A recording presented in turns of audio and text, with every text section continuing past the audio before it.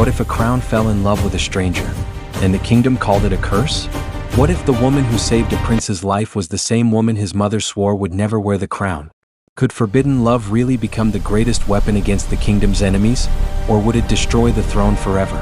As Igbo drums thunder, red caps clash with destiny, and tradition battles the heart. One defiant love will shake an entire kingdom. Stay with us to uncover how love turned from an abomination into the kingdom's salvation. Like this story, subscribe for more powerful African romance tales, and don't miss the next unforgettable part of the story. The elders always said that when the Ekwe drum changed its rhythm at night, danger was near. On that fateful evening, the drumbeat from the hills surrounding Amana Kingdom sounded uneasy, slow, broken, as though the land itself was holding its breath. Prince Chukwudi Okafor, first son of the great Eze Okafor, listened from his horse as the sound echoed through the forest paths. He was dressed simply, his royal Isi Egu replaced with a plain dark wrapper, his coral beads hidden beneath his tunic. Only the calm authority in his eyes betrayed that he was more than an ordinary traveler. He had slipped out of the palace before sunset, ignoring his mother's warnings and the anxious glances of the guards. A crown that does not touch the soil, he had once said, will never understand the people it rules. The forest welcomed him with whispering leaves and the scent of wet earth. Fireflies danced like ancestral spirits, lighting the narrow path toward Obiageli village. Chukwudi slowed his horse, listening. Somewhere in the distance, an Udu drum answered the Ekwe, its hollow tone sending chills down his spine. Then the silence broke. A twig snapped. Another. Before he could turn, shadows leapt from the trees. Steel flashed under moonlight.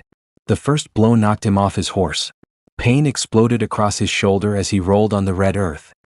He reached for his dagger, fighting back with the training of a prince raised on stories of warrior kings. But the attackers were many, their faces covered, their movements deliberate. Finish him, one hissed. Chukwudi staggered. Blood warmed his skin. His strength faltered. Just as a blade rose to strike him down, a voice cut through the chaos. Stop. The command was sharp, fearless. Stones flew from the darkness, striking one attacker's head. Another stumbled as a thick branch cracked against his arm. Confused shouts erupted. Then drums. Loud. Urgent. Alive. The Ojin rang from the village edge, calling men and women alike. Panic seized the attackers. They vanished into the forest like spirits chased by ancestral fire. Chukwudi collapsed. Through fading vision he saw her. She knelt beside him, breathless but steady, her hands already pressing cloth against his wound. Her wrapper was dusty, her feet bare, yet she moved with confidence born of courage, not fear. My name is Amarachi, she said softly. Stay with me. You will not die tonight. As the drums continued to pound, a rhythm of warning, of fate, the crown prince surrendered to darkness, unaware that the stranger holding his life had just changed the destiny of an entire kingdom. And somewhere deep within the forest, the land listened and remembered. When Prince Chukwudi opened his eyes, the world smelled of burnt herbs, palm leaves, and rain-washed earth. A weak flame flickered beside him, casting dancing shadows on the mud walls of a small hut. The ache in his shoulder pulsed, sharp but controlled, wrapped tightly with clean cloth soaked in herbal paste. He tried to move, and a gentle hand pressed him back down. Easy, a woman's voice said. The wound is deep, but the spirits favored you. He turned his head slowly. Amarachi sat beside him, her knees drawn close, her face lit softly by firelight. Without the chaos of the forest, he could see her clearly now, the strength in her calm eyes, the quiet confidence in her posture. She was beautiful, but not in the fragile palace way. Hers was the beauty of the land itself, steady, honest, unyielding. You should not speak yet, she added. Your blood argued with the earth tonight. Despite the pain, Chukwudi smiled faintly. Then I thank the earth. And you. She raised an eyebrow. You thank strangers too easily. Outside, the night hummed with life. Crickets sang, distant drums slowed into a protective rhythm, and the moon rested low in the sky, watching. Amarachi crushed leaves in a wooden bowl, mixing them with practiced hands. My father taught me, she said without looking up. He was a healer before the ancestors called him home. Chukwudi watched her work, his thoughts racing. He knew the danger of revealing himself. If his enemies learned he lived, they would return, perhaps to this very hut. Yet lying felt wrong, especially to the woman who had saved him. I was attacked because of who I am, he said carefully. Amarachi paused, then met his gaze. Everyone is attacked for who they are, one way or another. Her answer surprised him. She helped him sit up, offering a calabash of water. Their fingers brushed. Something unspoken passed between them, an awareness sudden and unsettling. "Why did you help me?" he asked. She shrugged lightly. "Because I heard danger. Because no man deserves to die alone in the forest. Because—" She hesitated. "Because the drums told us to run." Outside, voices rose, villagers checking the forest edge, spears in hand. "You must not stay long," Amarachi said quietly. "The men who came for you will return if they realize you live." Chakudi nodded.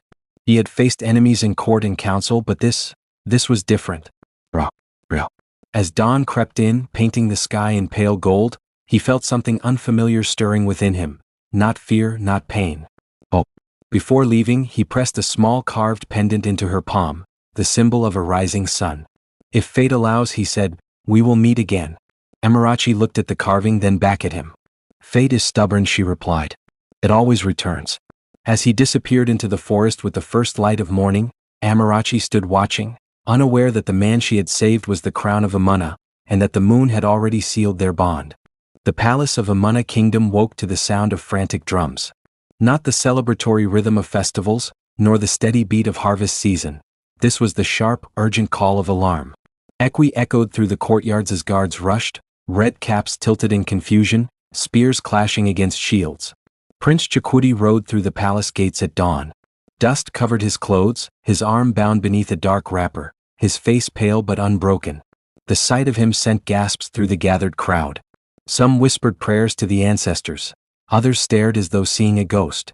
Inside the great hall, Queen Mother Nwoi Okafor rose from her seat the moment she saw him.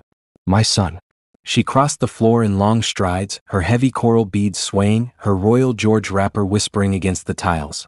She reached for him, then froze when she noticed the bandage. "What madness is this?" she demanded. "Who allowed you beyond the palace walls?" Chakudi knelt as tradition demanded, but his eyes held a quiet fire. "The land called me, mother. And the land nearly took me." The elders gathered, red caps low over furrowed brows. When the prince told his story, of the forest, the ambush, the stranger who saved him, the hall fell silent. "A village girl?" One elder scoffed. "A healer's daughter?" Another murmured. Queen Mother Nwoi's expression hardened. "Strangers do not save princes without reason," she said coldly. "Find her. We must know who she is." But Chakudi felt a knot tighten in his chest. He remembered Amarachi's calm eyes, her gentle warning. He knew the palace could be as dangerous as the forest. Days passed. His wound healed, but his heart refused to rest. At night, as palace drummers practiced in the courtyard, the rhythms carried him back to Obiagili village, to the hut, the firelight, the woman who had changed his fate. He began to slip out again, guarded now by trusted men, drawn by something stronger than duty. When he found Amarachi at the village stream, washing herbs beneath the sun, she froze at the sight of him, whole, strong, unmistakably royal. "You," she whispered. "You are." He removed his coral beads and held them out to her. "I am the crown you saved." Fear flashed across her face, followed quickly by anger. "You should not have come," she said. "If the palace discovers—" "They will," he replied. "And when they do, I will not deny you." Her breath caught. Around them, village life continued. Children laughing, women singing as they pounded yam, distant Igbo beats floating on the wind. Two worlds stood face to face. In that moment, Chakudi knew the truth. Saving his life had been easy. Saving their love would demand a war of a different kind. And somewhere within the palace walls, Queen Mother Nwoi was already preparing to crush what she did not yet understand. The day Prince Chakudi brought Amarachi into the palace, the drums hesitated. It was subtle, but every elder felt it. The equi missed a beat. The ojin rang too sharply, as though warning the ancestors that tradition was about to be tested. Amarachi walked beside the prince with her head held high. She wore her finest wrapper, modest yet elegant, her hair braided neatly, no coral beads at her neck, no royal markings upon her skin. Palace eyes followed her with curiosity, disdain, and disbelief. Inside the great hall, Queen Mother Nwoi Okafor sat upon her carved throne, her red cap resting like a crown of judgment. The elders lined both sides, staffs in hand, their faces carved with years of loyalty to custom. "This," Chakudi announced, his voice echoing, "is the woman who saved my life." A murmur spread like wildfire. "She is the one I love," he continued, "and the woman I wish to marry." Silence fell, thick, dangerous. Then Queen Mother Nwoi stood. Her staff struck the floor once. Then again. "Love." She repeated, her voice cold as harmattan wind. You bring a stranger from the dust and call it love?